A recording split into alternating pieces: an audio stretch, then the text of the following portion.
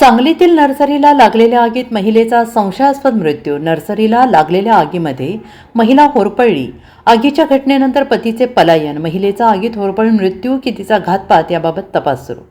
सांगली शहरातील धामणी चौक येथे असणाऱ्या मयूर नर्सरीमध्ये लागलेल्या आगीमध्ये होरपळून महिलेचा संशयास्पद मृत्यू झालाय.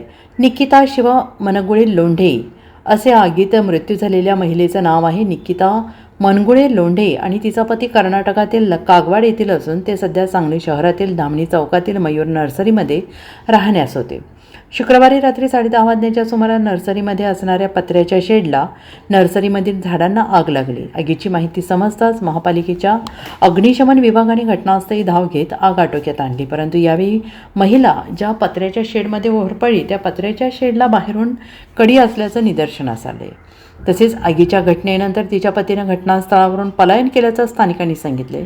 दरम्यान आगीत होरपळून मृत्यू झालेल्या महिलेचा पतीचा शोध उशिरापर्यंत विश्रामबाग पोलिसांकडून घेतला जात होता. निकिता मनगुळे लोंढे हिचा आगीत होरपळून मृत्यू झाला की तिचा पतीने घातपात केला याबाबत विश्रामबाग पोलिसांकडून तपास केला जातो आहे.